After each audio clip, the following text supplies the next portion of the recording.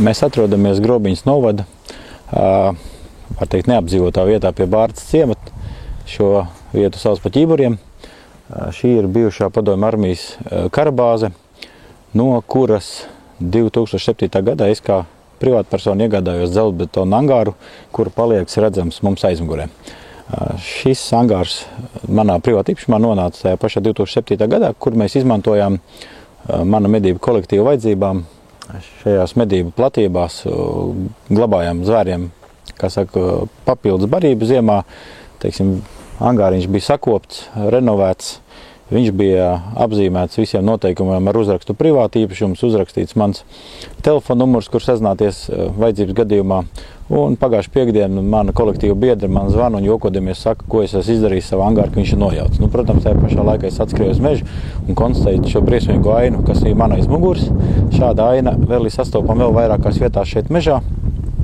Un ir pamatots aizdoms, ka šeit notiek liela mēroga nelikumības, jo sazinoties arī ar novada vadību, viņi, teiksim, par šādām darbībām, kā saka, rekultivēcijas pasākumiem bijušā karabāzē neko nezināja.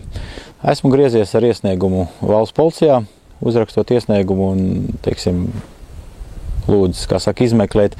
Griezos pie novada vadības ar lūgumu izskatīt, vai kāds no novada, teiksim, darbiniekiem nav kaut kā sekmējis vai kaut kā savādāk, teiksim, atbalstīt šo pasākumu, jo pēc iesnieguma policijā šajā pašā mežā bija arī sastapti cilvēki, teiksim, veicot, vai jau var teikt, savu izmeklēšanu saviem pieejamiem resursiem, tika konstatēts divas firmas. Viena tā ir firma no Dobels, kura ar ekskavātoru, teiksim, vispirms atraka šos angārus un tad ar speciālas tehnikas palīdzību betonu sadalīja.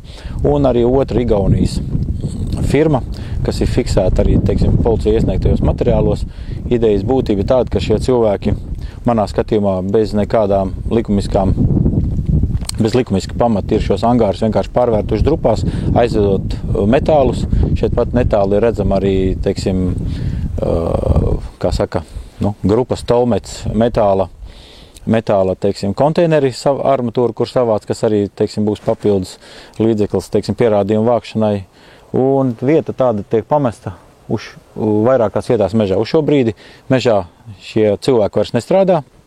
Tiklīdz bija fiksēts pārkāpums policijā un ir pametuši to mežu, kā saka, vēl briesmīgākā stāvoklī, nekā to izdarīja, kā saka, Padomju armija. Man, protams, personiski ir nodarīts liels materiālais zaudējums, jo šāda angāra, kāda es iegādājos 2007. gadā, un, teiksim, kādā stāvoklī viņš bija savests, un tād, teiksim, tām vajadzībām, ko mēs viņu izmantojam, man, teiksim, prasīs ļoti liels līdzekļus, kā saka, atgriezt iepriekšējā, kā saka, skatā un vērtībā, bet vēl lielāku, teiksim, ļaunumu šeit ir nodarīts šiem mežiem, šai apkaimē, jo, teiksim, tikko viņi varbūt bija atgūsies no postījumiem, kas bija pēc Padomju armijas aiziešanas. Tagad, mūsdienās šādi cilvēki paņem to pašu vēl sapost, vēl vairāk barbariskāk, izmaina to vidu un nesakopja. Te nekas nav rekultivēts un, sāpīgi skatīties.